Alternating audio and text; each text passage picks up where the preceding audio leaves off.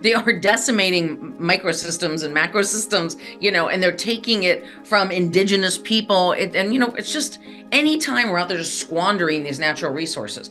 And, this is actually the entire point of regenerative, because we cannot just be out there taking resources, one, that don't belong to us, two, that are going to be depleted, and three, that hurt the environment. We need to be creating our own resources, and plants can do that. Hello, everyone, and welcome to the podcast. I am solo today because Dotsy's in Kentucky with her family, being an amazing daughter, but she will be back next week. You, however, are going to love our show in any case. Have you ever wondered about how your food is grown or what's really in your garden fertilizer? Because you might be shocked to learn that most organic fertilizers contain byproducts from industrial animal ag, including bone meal, blood meal, feather meal, bird or bat excrement, and manure. Today, we are joined by Erin Riley. She's the founder and CEO of Cabbage Hill Organic Animal-Free Fertilizers.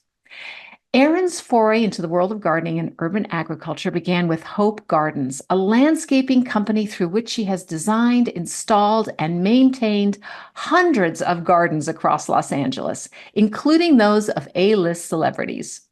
Her contributions to the Edible Parkway Gardening Program earned her commendations from the city of West Hollywood.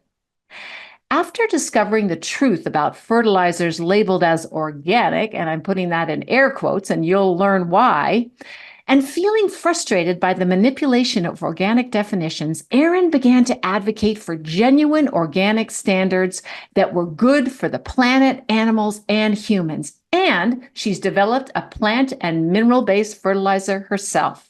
So, stay with us as we learn about fertilizer and Erin's journey through it, which, much to my surprise, fertilizer is a fascinating topic. And of course, it's crucial to feeding the more than 8 billion people who inhabit this earth. So welcome to the show, Erin.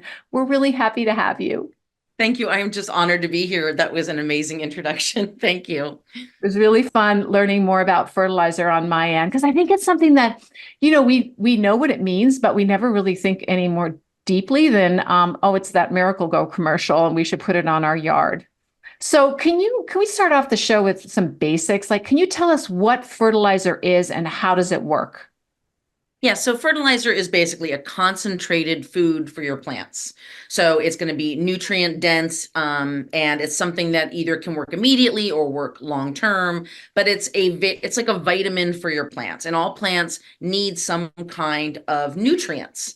So most of us are growing either first time growers or we're using a potting soil, we bought at the store, and that's not very nutrient dense. So we always need to add the fertilizer, especially when we first start growing plants. So it really is an absolute necessity especially in a new garden or a high producing garden, like an edible garden. So you're talking gardens, but what about like farms? Why is it so important? How come we need to add fertilizer to the soil in the first place? I mean, it seems like the world has a lot of plant life on it that didn't need our input. And now we are just putting more and more of fertilizer onto the ground so that we can grow things. Yeah. So fertilizer, we are growing so much food, obviously for the 8 billion you mentioned, and we are reusing the soil, right? Again and again and again. Often there's 2 plantings when like back historically used to be like 1. You try to get 2 crops in during a season. So it depletes the soil, of course. And then we've done a lot of things to deplete the soil since, the Green Revolution. So our soils absolutely have to be fed nutrients to grow plants. Also, we want nutritious plants. So you want to be able to boost the nutrition through fertilizer. Interesting point, though. Too much fertilizer can actually lessen the nutrition in a plant. How is that? So I guess we should just say too, if we're looking at a fertilizer bag, let's say, right, you see there's 3 numbers on the bag. That represents NPK. So there's 3 numbers: nitrogen, phosphorus, and potassium, the 3 most important nutrients for plants. And that number is the percentage of that element in that bag. So chemicals can get real high, 10, 10, 10, 20, 20, 20, 50, 50, 50, because it's all made in a lab. It's synthetic. It doesn't actually take up a natural physical space, where organics is all natural ingredients. So that alfalfa or that kelp is going to come in with its own bulk and its own natural amount of phosphorus or nitrogen. So you can't manipulate organic fertilizer as much as you can chemical. So that's why those have lower numbers on organic fertilizer bags. And that's a good thing, because the rest of that bag is full of micronutrients, which is something that chemical fertilizers don't bring in. So this is all the good stuff about organic fertilizer. It brings in micronutrients. It's a much more complete food for your plant. And because it's a natural organic product, your plant knows what to do with it, as opposed to a synthetic product. That's why you get burn and so much runoff with chemical fertilizers, because plants are like, what is this? And then we don't want to eat chemical fertilizers. We know they have lead and arsenic and stuff in them, and they build up in soils, bad.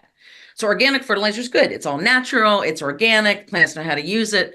Problem is, it's now more about using animal products, and I mean carcasses, than it is anything else. So, and our agriculture is so big, as we all know, and growing exponentially. I think sometimes people think, especially in our communities, not necessarily vegan, but let's say organic or natural based communities, that we've somehow put some kind of pause on factory farming. Like, I think people think things have gotten better. Yeah, all the talk about it and all exactly all the talk about organics puts people at a sense of that things have gotten better in some, but they absolutely have not. The grip of big ag on, like, just say gardening, for example, fertilizers is intense. And none of that stuff is actually organic, right? Anything that goes to the renderers, so from the slaughterhouses or just any kind of fatality on a farm or disease, can go to the renderer. And the renderer makes out all these products, from our tallow, makeup, biofuel, yellow grease, and dog food. Fertilizer is one of those things that comes out of that process. But how, like, for example, organic dog food has more regulations than organic fertilizer.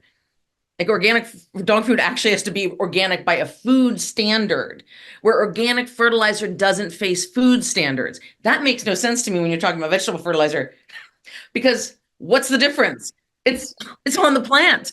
That's like this crazy disconnect that is, I think, barreling towards us as a potential problem, and especially, like, we have the bird flu now, right? That bird flu is because of the way birds are kept. There aren't birds out there in the wild, like, coughing, this was created at the feeding operation at that farm. We're going to get into that and how that might translate into our health, but I want to just clarify. So you mentioned chemical fertilizers and organic fertilizers. It sounds to me that the organic fertilizers aren't organic in the way that we think of them if they use animal byproducts,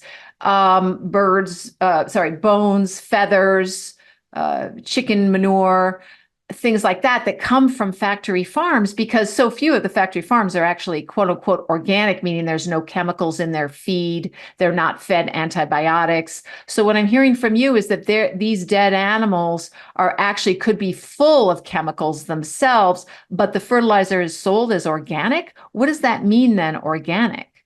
Exactly. So like you said, these animals aren't necessarily organic animals. Right? They're just all animals. There's even, we don't know, they use expired meat from the grocery store in fertilizer. And here in the United States, we don't have a country of origin requirement. So anything that comes from any other country is not marked as being from a different country, for example, on your meat.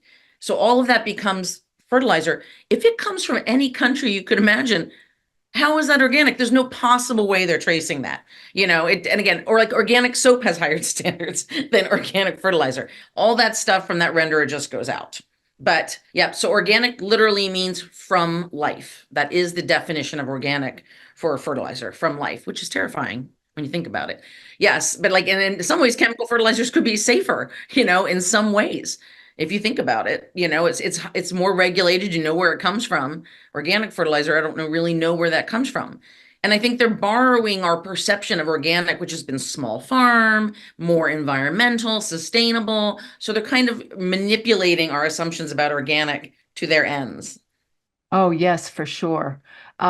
Tell me about, you mentioned the Green Revolution. Now, I was born in 1963, so I'm very aware of the Green Revolution. One of the most seminal books I ever read that opened my mind to the fact that the government might not be taking care of us, I read when I was maybe 12, was about, I think it was called the Green Revolution. It was about the Green Revolution, and they were starting to understand some of the problems with the Green Revolution. Can you talk about what the Green Revolution is and the pros and cons of it?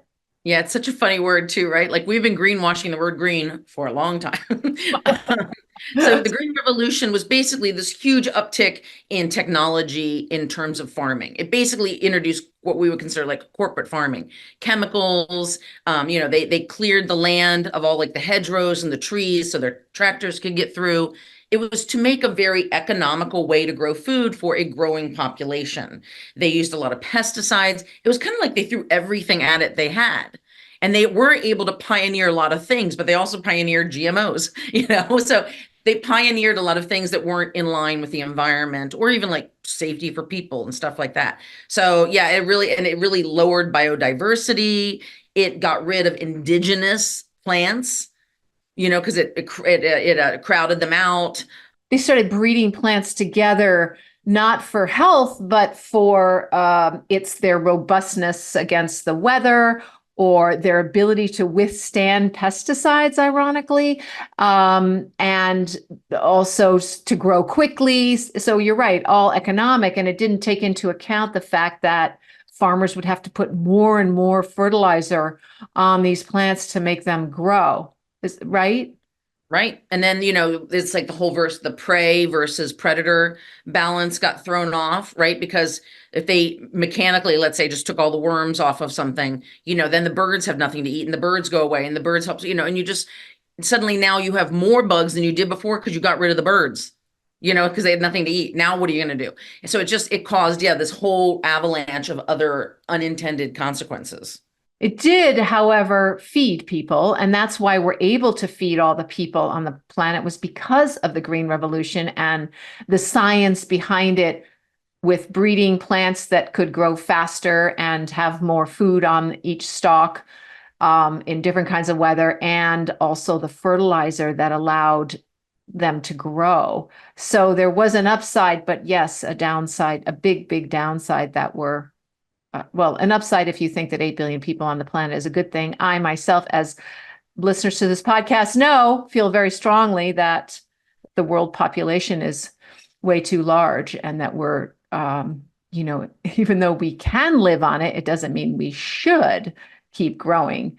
But I digress. I wanted to tell you a story about me trying to get to fertilize. We composted, but we tried we had worms, vermicomposting for a long time. And every so often I would kill them and I would feel terrible. So I would stop that and I would go to a tumbler.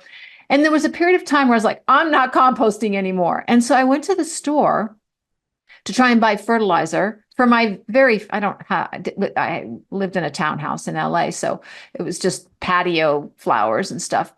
And I could not find fertilizer in the West LA nurseries that did not have animals in it.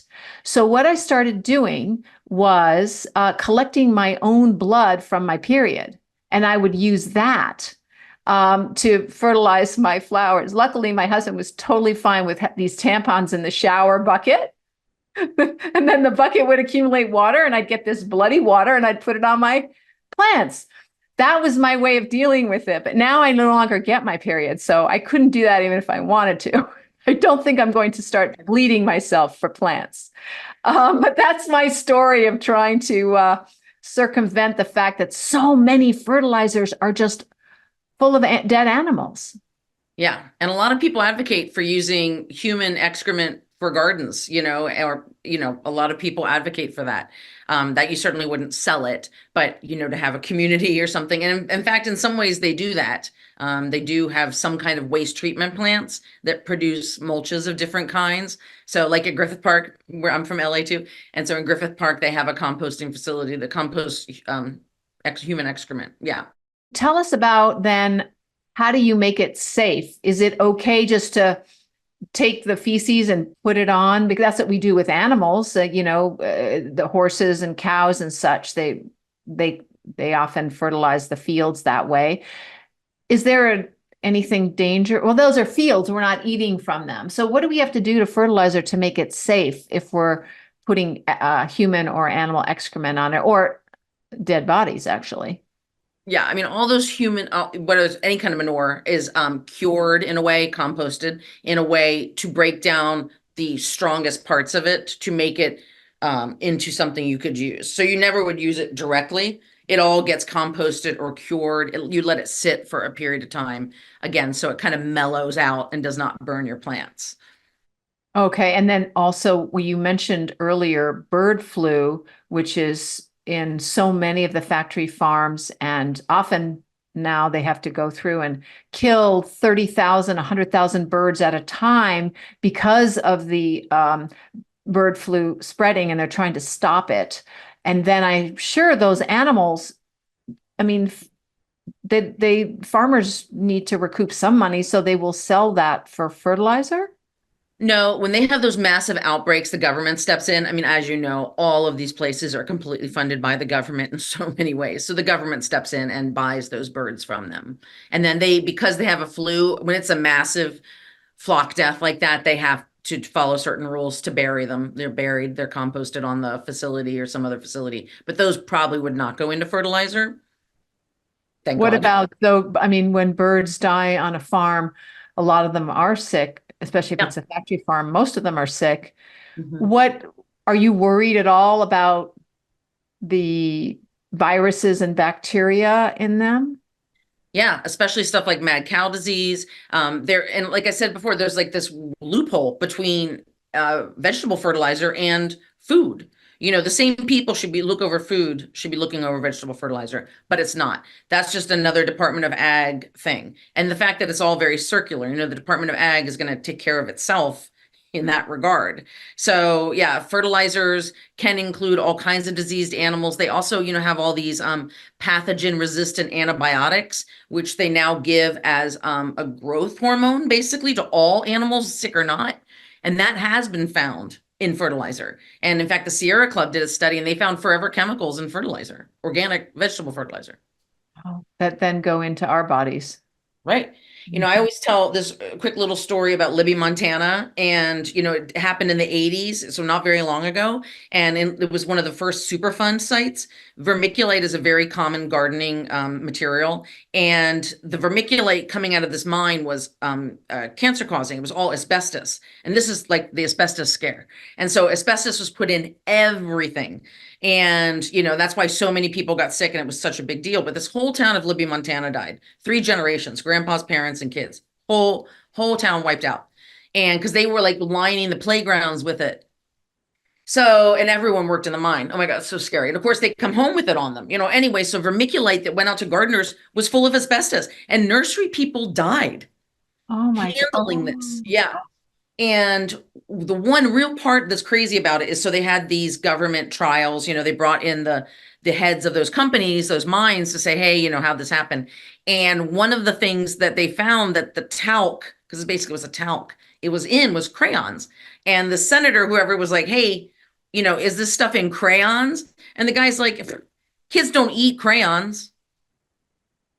Again, industry doesn't always think through how their products are used. And because I gave little kids at these school gardens I poured that organic fertilizer into kids' hands. And I didn't go have them wash their hands. We would get our hands in the dirt. I mean, they would wash the dirt off their hand before they went, but it wasn't like we weren't like sanitizing their hands. I thought we were in an organic garden. And then to feel responsible, honestly, for whatever could have been in that organic fertilizer. It can go in our mouths. Do they not know that? So I just don't think they're as careful as they should be. Can we talk about the difference? You touched on it between chemical fertilizer and other fertilizer. Are chemical fertilizers better because they don't have this bacteria and viruses and asbestos in it? Share with us your thoughts. Sure. So chemical fertilizer, the problems with that are of course environmental because plants and stuff don't know how to use it when it pours into soil, it can leave forever chemicals there too. Again, like lead and arsenic in our soils forever. So very dangerous, some of those products. And then they're also very dangerous to make. They're basically explosives. So making them, transporting them, storing them is very dangerous. So not, none of that great. And in fact, we were talking before, I think, about that the Bosch Haber, that's how they invented nitrogen fertilizer. And basically when they do that, they still use the same process. When they chemically make nitrogen, which is the most important nutrient for all plants, there's a release of ammonia. So just making it releases ammonia into the atmosphere, and we know that that's no good. And so you mentioned Haber-Bosch, and tell me a little bit about, if you know, how we became so involved with fertilizer after World War II. You also said that it's, chemicals that could blow up. So share with us the connection between that time and fertilizers that came about then. Yeah, I want to get this guy's name right. So we actually have to go back a tiny bit before Haber-Bosch. And oh yeah, Justus von Liebig. And these are all Germans. Justus von Liebig was in the 1800s, and he basically is the grandfather or the father of organic chemistry. He figured out what nutrients plants need and what chemicals they were. So that was a really big deal, just to understand that they needed nitrogen, for example. And if you ever look him up, he was a child, a teenager, during what they call the year without a summer. Have you ever heard of that? The year without a summer. It was again, what was it? I want to say exactly what it was. 1816.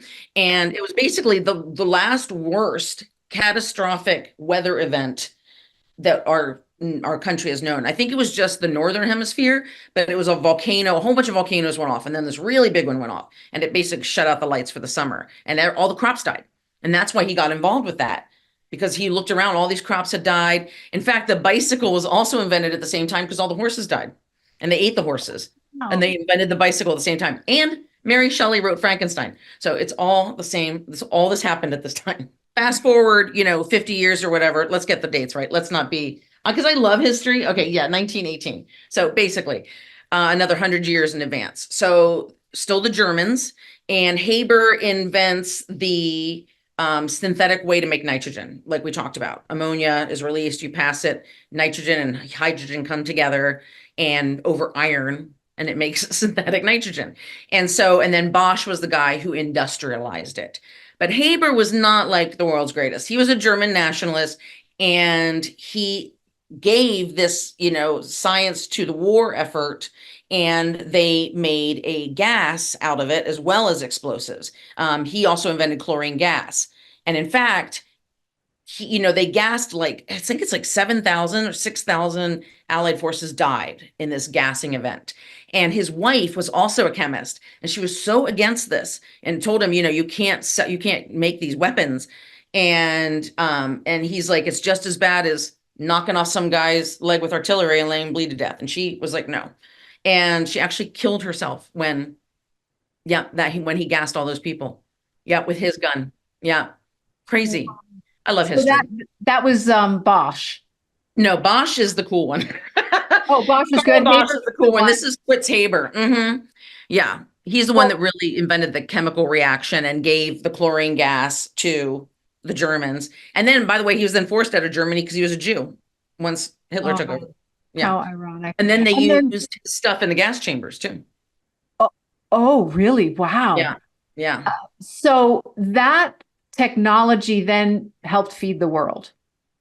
Yes. Thanks. Yeah. So it's proof positive that something can be really awful and also good. So it's an interesting story. I also, like I said in my intro, it's fascinating fertilizer that a lot of the bones, they started making, let's see, I read that in the United States, there was a lot of bones collected from slaughterhouses and blood.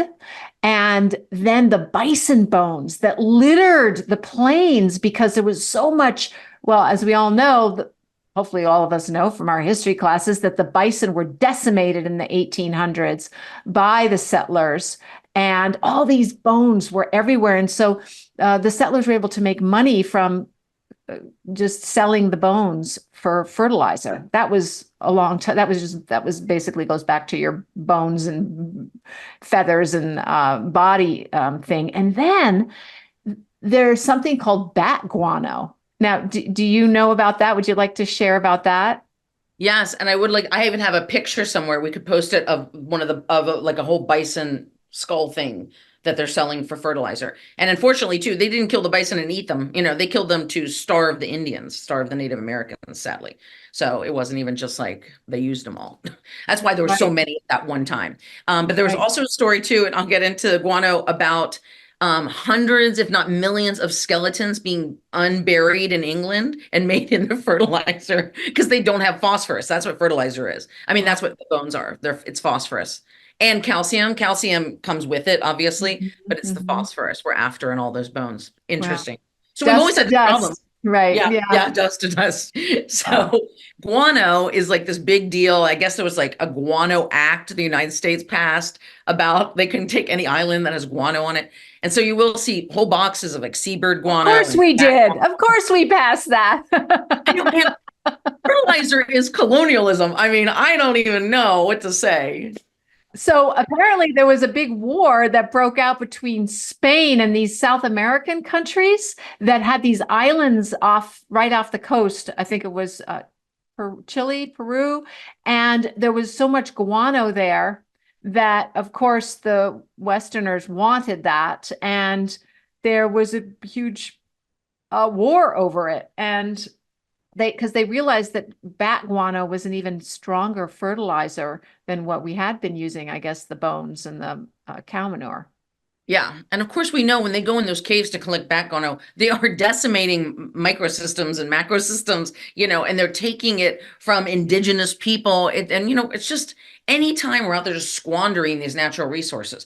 And, this is actually the entire point of regenerative because we cannot just be out there taking resources, one, that don't belong to us, two, that are going to be depleted, and three, that hurt the environment. We need to be creating our own resources, and plants can do that. Now, I don't know if there's some big conspiracy, and I mean, I know there's trying not to let me do it, that's for sure.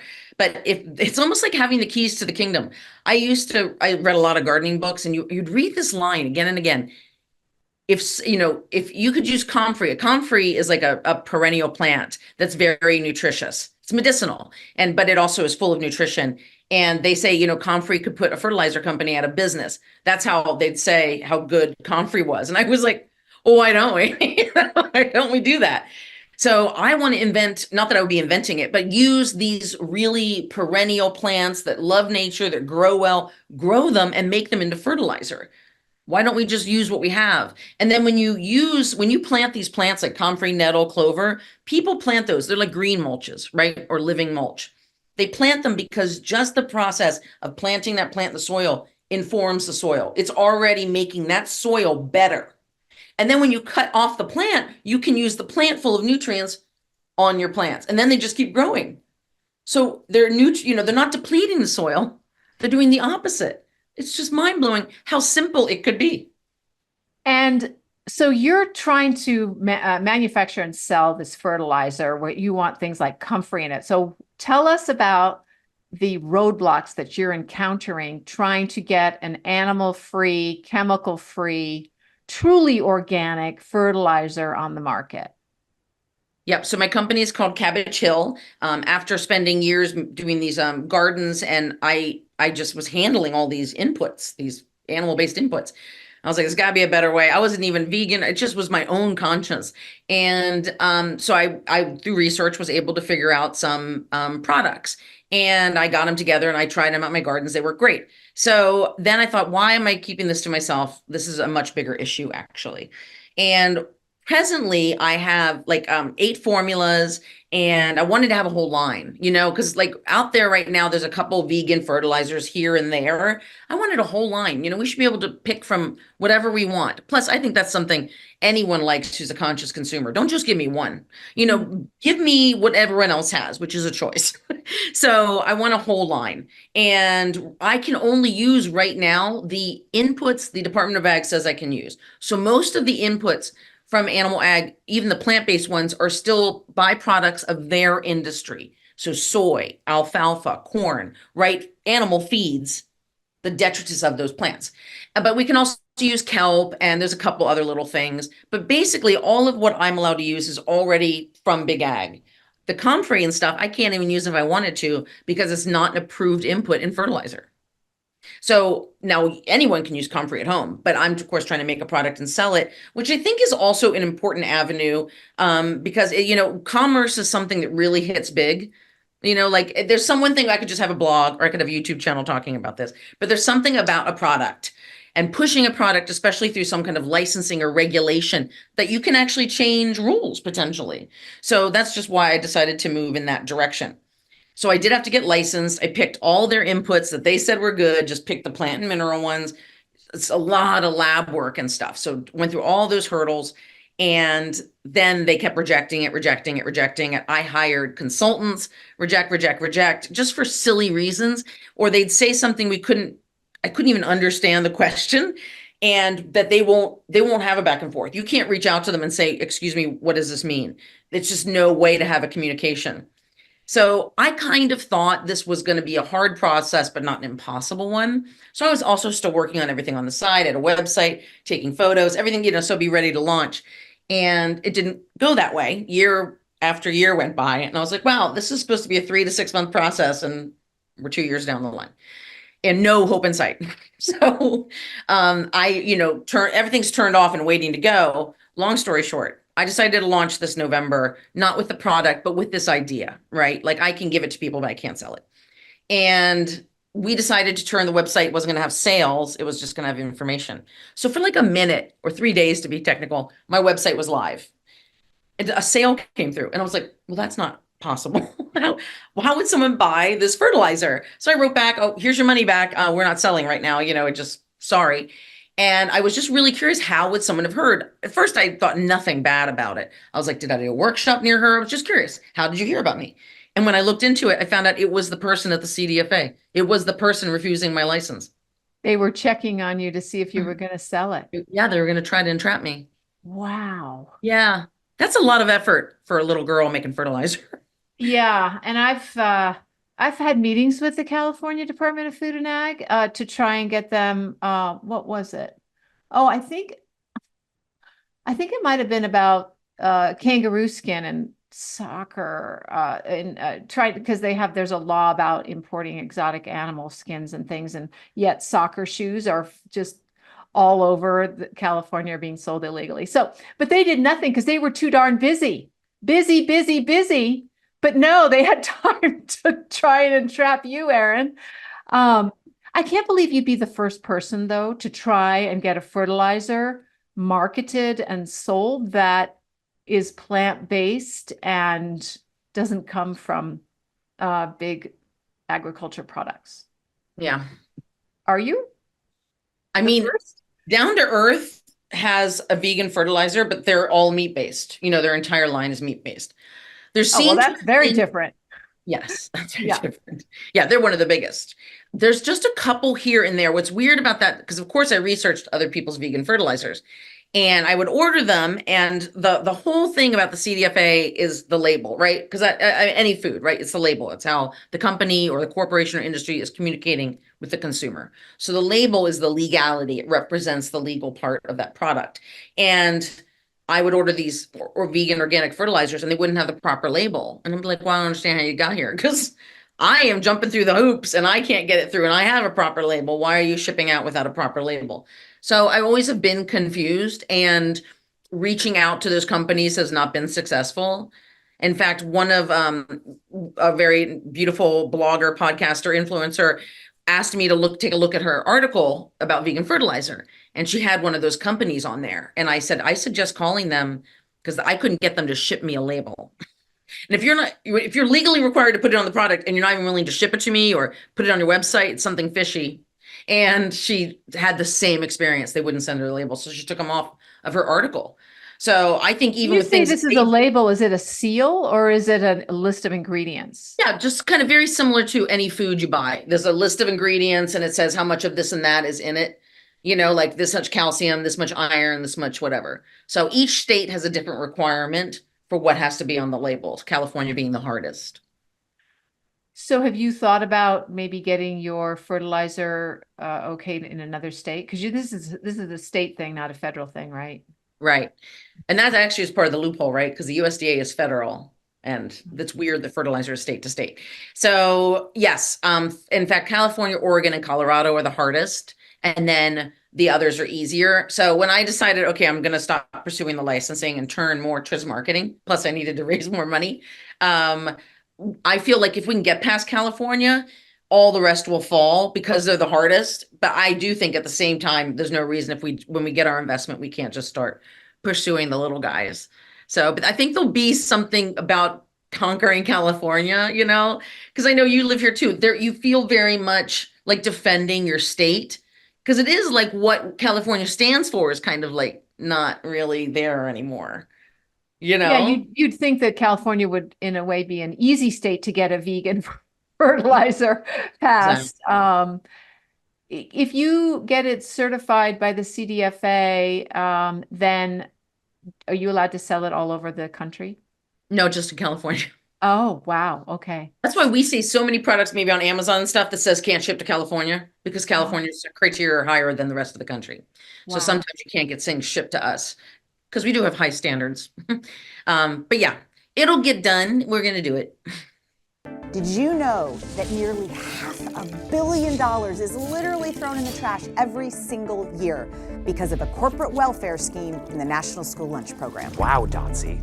Well, what's all that taxpayer money wasted on? You see, K through 12 schools are actually federally mandated to include a cow's milk in every single school lunch. And according to USDA data, about 1/3 of these cartons are thrown away untouched because the kids just don't want them. How's that for government waste? That's hardly surprising considering 1/3 of Americans are lactose intolerant, just like me. Now, I know that the WIC program provides non-dairy choices for children under 5, but it seems like the NSLP revokes that parental choice once those children enter first grade. Yes, that's absolutely true, Jason. Moreover, the dairy industry gets to double dip on corporate welfare, from government subsidies on the front end to guaranteed market in schools on the back end. This government waste is just unacceptable.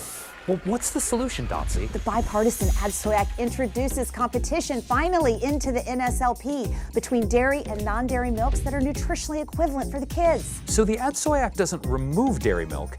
It just gives kids and parents the freedom to choose the right milk for them? Exactly. See, with the Add Soy Act, we can empower students and parents and cut government waste at the same time. Let's pass the Add Soy Act and do right by our kids.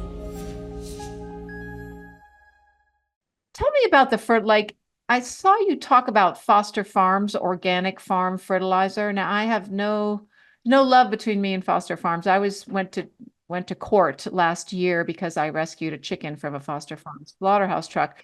So I'm happy to talk about their fertilizer and why it's not as wholesome as we might think. Can you share with us a little bit about that? And then I want to talk about sort of the one that I think most people know, which is Miracle Grow. Just to discuss kind of what's in it and what we're doing to the planet when we buy these things. Yeah. So the Foster Farms, again, when I was doing all my research about fertilizer, just to tell you another little story, I had a different name for my company at one point, and I had, again, everything done, still waiting on the licensing from the CDFA, and I was sued for my trademark by a Texas pesticide company. So even though the US government saw fit to give me the trademark, after I already had it, which is actually when it goes public and when this would actually go down, I was privately sued by this company to cease and desist because they thought their trademark did oversee what I was trying to do, despite the fact the US government said it didn't. And they weren't actively using their trademark. And the word is steward. That's the word, steward. You mean you use the That's word like- steward? Yeah, that was going to be the name of my company, Stewards. And they said you can't use the word steward in gardening or agriculture, period, because they own it. And do they use it? No. The pesticide company didn't want anybody being a steward of the planet. Literally. So Foster Farms owns the trademark to the words organic farm. I gave myself the chills. So no one else is allowed to trademark or use the word organic farm except for them. Wait, so if you're an organic farm and it's not in caps, it's just maybe a qualifier about, where your product comes from. You can't use it on your bag? You can't trademark it. So let's say, for example, for Cabbage Hill, my trademark is for the words Cabbage Hill, not Cabbage Hill fertilizer. So like, let's say I was Riley's Organic Farm. I could trademark Riley's, but I can't trademark Riley's Organic Farm. The organic farm has to be left off. Mm. Wow. So they're taking these words out of the lexicon so they can own them. Right. And Scary. then bamboozle people into thinking that their product is organic. Because farm. I imagine that the word organic farm doesn't necessarily mean that the farm has to be organic. It's just a trademark, right? Right. And Foster Farms is not an organic farm by any stretch. And I think too, what else I think about is the books we give children to read. Is there any reason they're all about farm animals and bubolic?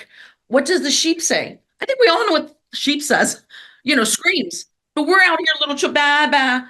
It's like we start this training about how idealized farm life is from the get-go. It's crazy when you think about it, because then you see how they're taking words out of the lexicon and again trying to act like Foster Farms is an organic farm. It just couldn't be farther from the truth. So they have their own fertilizer company, Foster Farms, because they have the products. I mean, they're smart. So they just, and that's, they sell out then to other people, right? They're the input. And what about Miracle-Gro? Tell us about that. I've always felt like I can't put that stuff because it's poison. Yeah, so that iconic blue powder of Miracle-Gro, it's all just synthetic chemicals. And again, there's so many things wrong with that. There's also no micronutrients in that. So because there's a chemical, it's just those three things. It's just these three nutrients plants need. But plants need lots of nutrients. You mean the nitrate? Is it nitrate? Nitrogen, phosphate, and phosphorus. Is that potassium. Right? Potassium. Yeah. Phosphate and phosphorus are the same. So it's a little, and potash and potassium are the same. It's confusing. So, but the elements are nitrogen, phosphorus, and potassium. So yeah, whatever those three numbers are on the Miracle-Gro, it's probably 15 something something. Yeah, are the numbers for those three products. But that's all that's in there. There is no micronutrients or anything else. There's nothing to feed the soil. So things become very depleted and you need to keep using it because you're not building soil. When we talk about all the soil health, when we talk about carbon sequestration, you have to have a really healthy, alive soil, and a chemical would kill it. That's what chemicals do. So it's weird. I think it's like, it was fine for like houseplants and stuff and your jade plant in the 80s and, because you're just a little houseplant, but it certainly should not be used in edible agriculture at all. And then Miracle-Gro actually changed to organic. Miracle-Gro now also has their old Miracle-Gro. Yeah. And now there's Miracle-Gro Organic. It's one of the most popular organic fertilizers on the planet. Miracle-Gro Organic, because they don't care. They don't care if it's a chemical fertilizer. They don't care if it's an animal-based fertilizer, because animal-based fertilizer is cheap. That's where they get, it's cheap. Obviously they're making tons of it. So in the organic fertilizer are all those, the bodies of dead animals, the blood, the feathers, the bones, the manure of animals who've been exploited. And it's islands. rarely manure. It's usually the rendered products. There's even, in gardening, there's something called OMRI, OMRI, and it's the Organic Materials Review Board, and it's supposed to be the gold standard, worldwide standard of organics. There's boards, these are scientists, all this stuff. It's a really big deal, OMRI. And there's this OMRI seal of approval on your organic fertilizer. You got the best. Well, it just turns out that they really just report, our national government just tells them what our standards are for organics, and then they reprint it. We're not piecing it out. I was like, what are you talking about? How? So they're not setting the standards. They're just using whatever government standards exist already. So for example, there's a product called tankage. And it's whatever's left over in the tank. At the rendering plant. Yeah, wherever. So whatever's at the bottom where all the animals, all the guts and the blood and the feces and stuff has ended up at the bottom. So wait, can you buy something that says tankage, or do they mix it up with? They mix it up. But they have their own OMRI label, tankage. It's its own category and it's approved. What do you...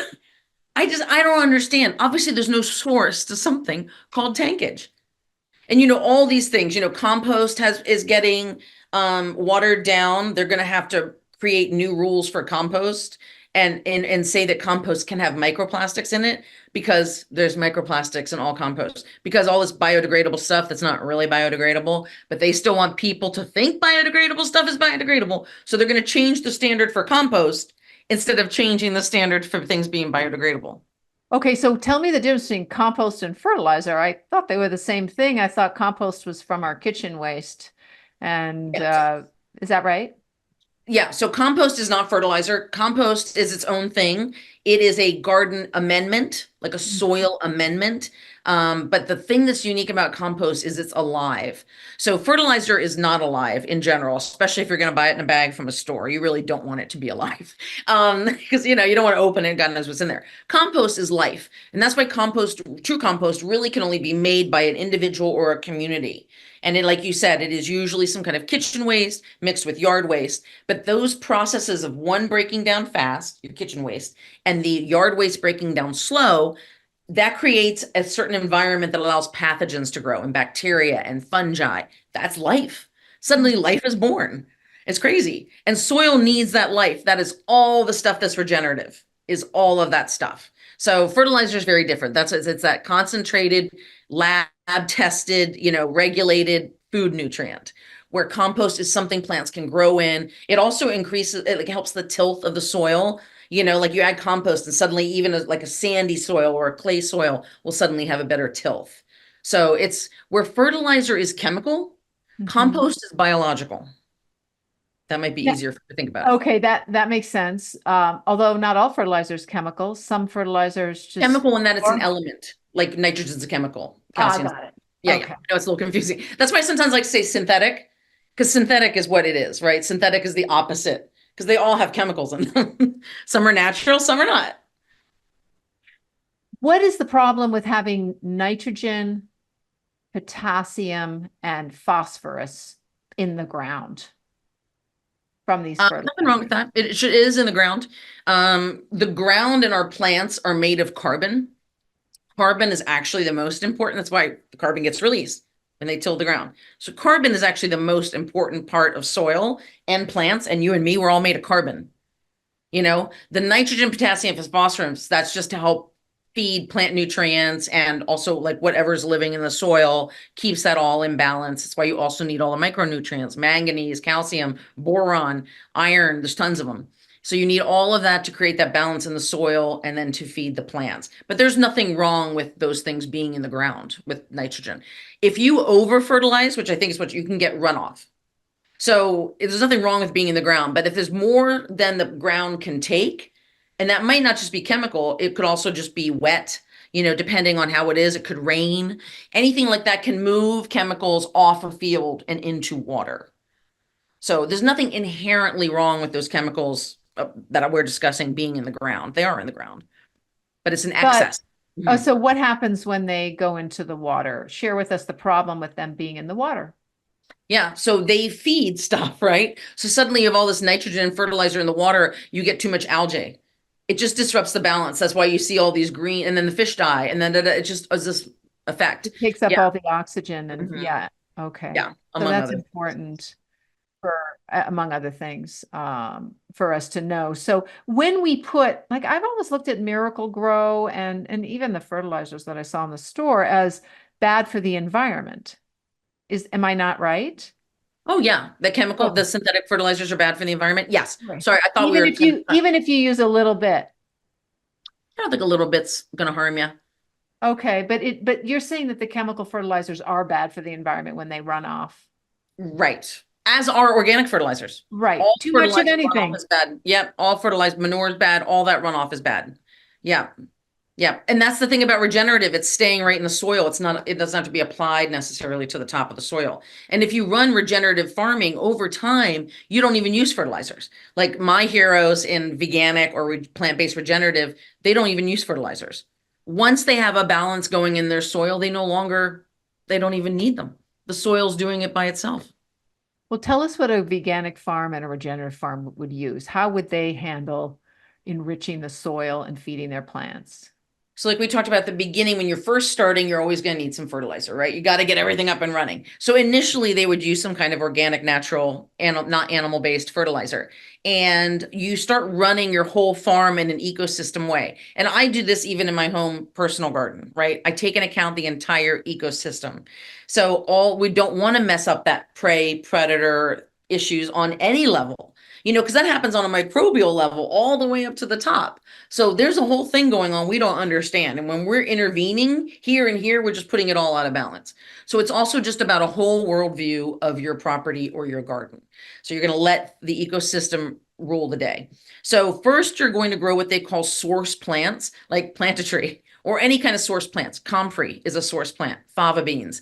So this is a plant that you can use to put back in your soil and feed the soil. So you're going to grow those, and you can, depending on the size, like a farm is going to have rows of those going all the time. And they wouldn't chop them all down at once, right? Because they also attract pollinators, that are doing a lot of things, these source plants. So every once in a while, maybe a third of your source plants you'll cut down at any one time, let the others keep growing.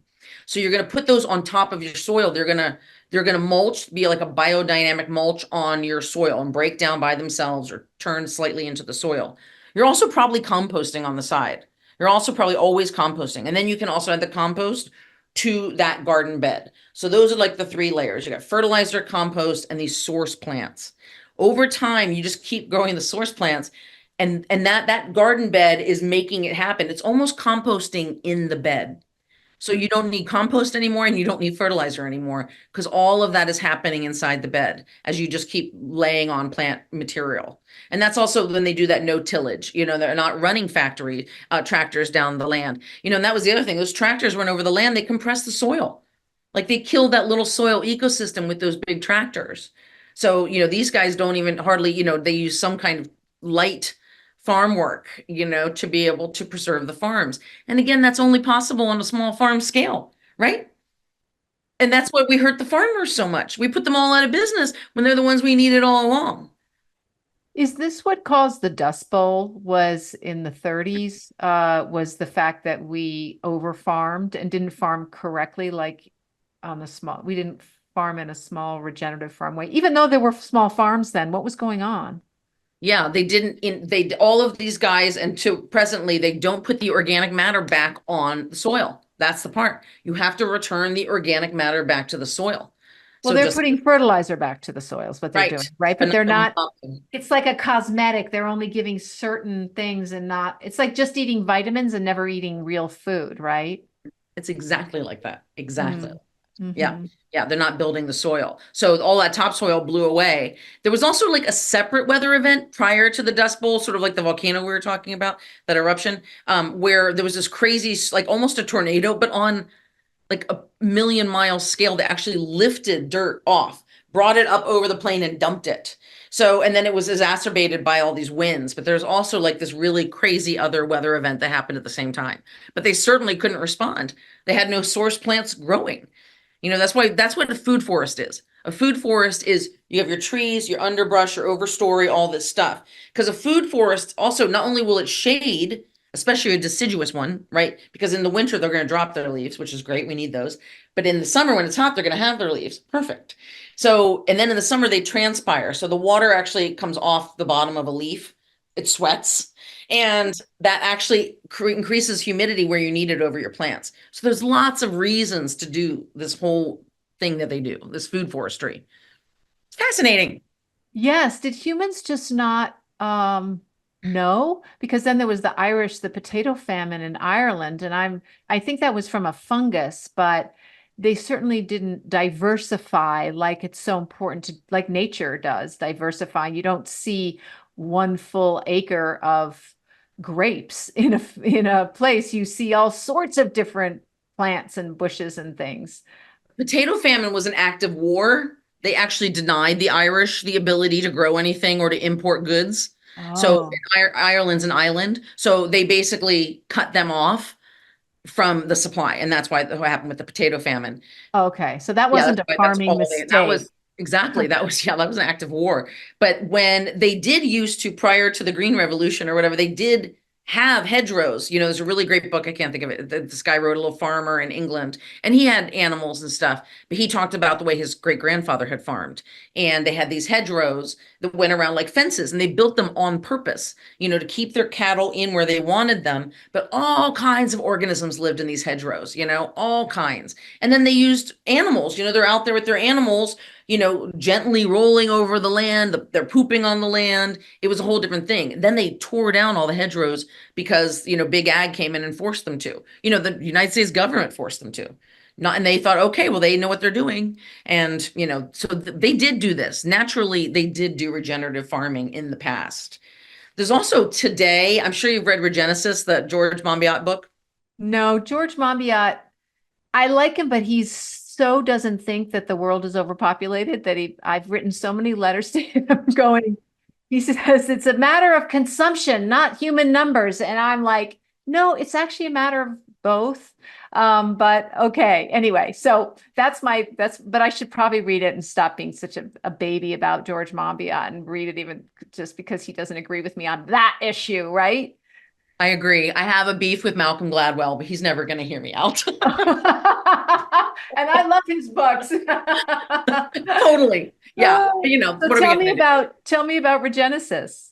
Yeah. What did Monbiot talk about? We were just talking about about farming the hedgerows and how the government came in and said you can't have hedgerows, which I can't understand why they would outlaw hedgerows. What's wrong with Because they wanted to run these big tractors. Their tractor couldn't turn around. They needed it flat. Oh, so the hedgerows were not just around, several hectares of land. They were very much part of the field, bisecting it very often. Yeah. Oh, okay. They'd have like gates in the hedgerows if they wanted to move, animals different pastures. But yeah, the big tractors couldn't get around those. And that's also how they spread the fertilizer and all that stuff, the pesticides, right? It's all off these big machines. But George said, I lost it again. Oh no. Today, if a farmer wants to get insurance, which he has to have to run the farm, he has to buy fertilizer from a certain company. Whether you use it or not, we won't give you the insurance. You mean, so there's, not just one company, but a bunch of, they have like a list of companies and they're all probably big ag, Monsanto, et cetera, companies. And because is the argument that, well, otherwise your fertilizer might not be quote unquote good enough and your plants may die? Maybe they do like, yeah, we want to see you succeed or something, but I think it's just how it is. The same thing as you can't buy seeds without buying the pesticides. And that's why they just decided we'll just do it for you and put it all in there, right? We'll put the pesticide in the seed. You don't have to worry about it. But yeah, they force them to buy things. They don't have autonomy. They trade it for the government paying your bills. Okay, so yes, it sounds like there was a lot of lobbying done on the part of the big ag who said, well, if we're selling seeds, maybe we could sell fertilizer too. So we'll just make it a law that if you buy these seeds, you have to buy this fertilizer too. Right. But then, I think we all know it's not free market enterprise, and that's my environmental lawyer's argument with the CDFA. Why does this woman not have the ability to use a system that every, tax-paying American should be allowed to access? You can't discriminate based on activism. How can you force farmers to buy a certain kind of fertilizer or else they can't even run their farm, period? It's ridiculous. And so the CDFA is telling you, we don't have comfrey on our list, for example, so you can't make a fertilizer with these ingredients. Right now, I am using the ingredients they say I can use. There's no reason for them to say no. There's no reason for them to say no. They just keep sending me out on these crazy goose chases. Or like I say, they send an email that just doesn't make sense. And I'm like, I don't know how to respond to this email. Well, we don't take direct emails. So you basically have to figure it out on your own. It doesn't make sense at all. And like I said, I hired consultants. Like I paid consultants just to walk through. So people who have done this before and they couldn't get it through. And it's not even like my product's like vegan, we're going to run meat into the ground. I'm just like quietly trying to get my little fertilizer through. And all of my inputs are already pre-approved by the CDFA. So if I can't use those, I don't know what I can use. But they'll be like, oh, you have to go to your humic acid manufacturer and find out what liquid they use on the. I'm like, no, I don't. They're already on your list. I don't have to do that. I know I don't. But it's just red tape. That is what red tape is. but red tape with a purpose to squash the little woman. Yeah. As opposed to little guy. And you're not, I'm not saying a little woman in a condescending way. Well, although they are.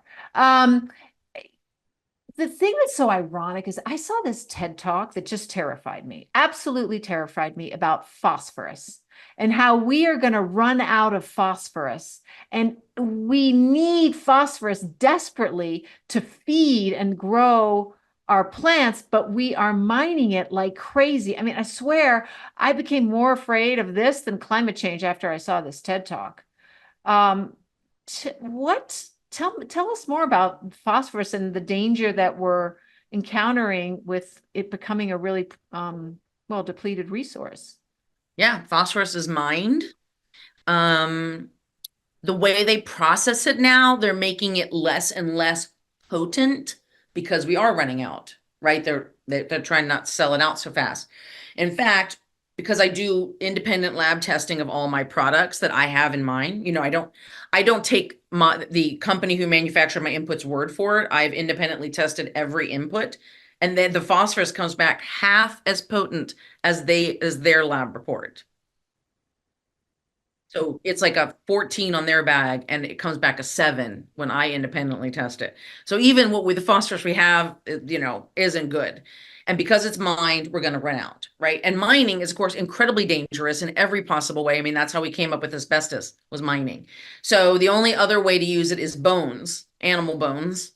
And that's just not a great way. It's obviously going to kill the planet one way or the other, growing animals for phosphorus bones. Now, another source of phosphorus is charred cucumber skins. I say, yeah, let's do charred cucumber skins. We can make a ton of cucumber juice, just like coconuts. They use the outside of the coconut for coir, which is an awesome garden product. And then why don't we just grow a bunch of cucumbers? We'll char the skins, make phosphorus, and drink a bunch of cucumber juice. So we haven't even begun to look at plant-based solutions. That's what's sad. They won't allow innovation. That's what pisses me off about California. They won't even allow this innovation. And I mean, yeah, let's do it. Let's research how to grow phosphorus with plants. I'm all in, you and me. So if you put that charred cucumber in you wouldn't be allowed to because it's not on the list. I certainly would not, no. Wow. And I have not charred cucumber, and I don't have those labs. It's just traditionally charred cucumber skins are the homemade remedy for phosphorus.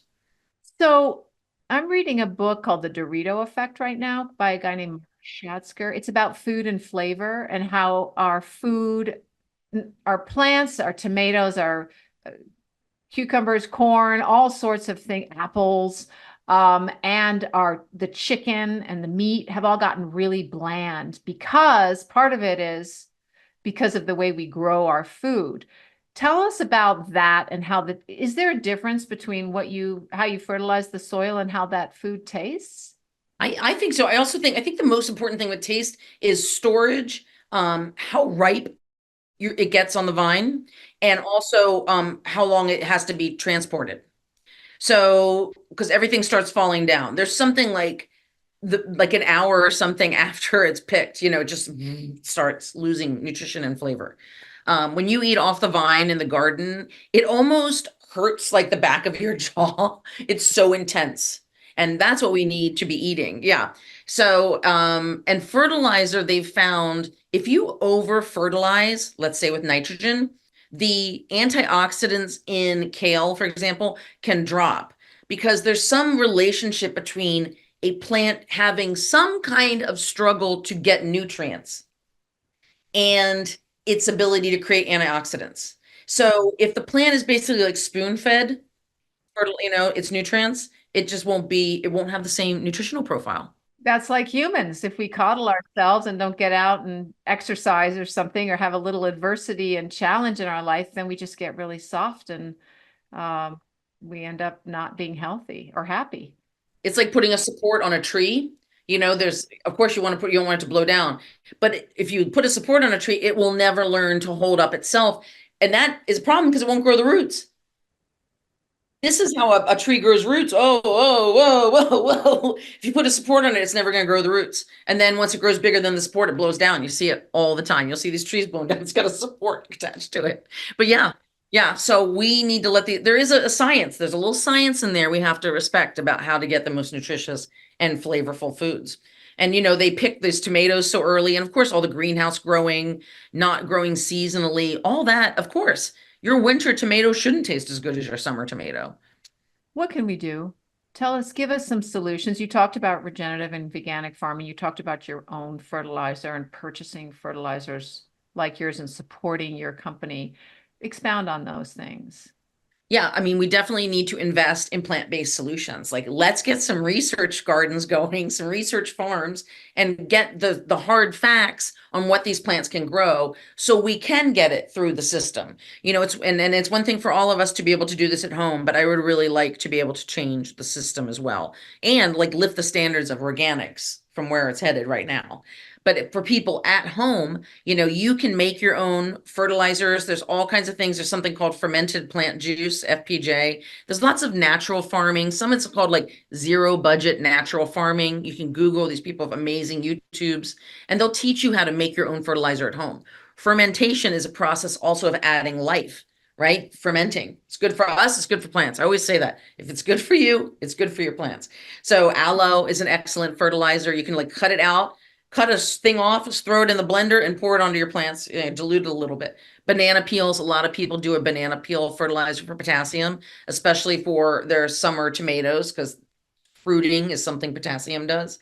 So I would Google, there's lots of things to do. You can use single inputs like alfalfa and kelp are amazing, but always check those numbers on the top. Kelp, for example, we use a lot of kelp, but kelp is mostly potassium. So you want to make sure you're adding something else as well. And then finally, composting, which is, I think, everyone's favorite. And once you have compost going, you can make compost tea out of it, get a little bubbler in there. And that bubbler, because the organisms in that compost that are in the water, just like a fish, need the oxygen in the water to breathe.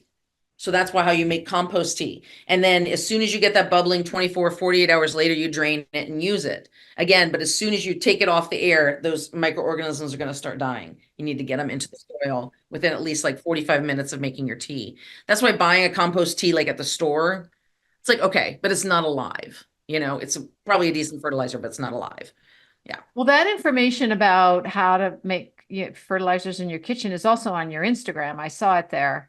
There's a YouTube too. So there's YouTube on how to make your own soil, because all soil, I mean, the problem is also our potting soil. All that stuff has the same stuff in it. You can't find a potting soil that's vegan. There is none. It all has manure and fertilizer in it. So I also have a tutorial on my YouTube on how to make your own soil vegan.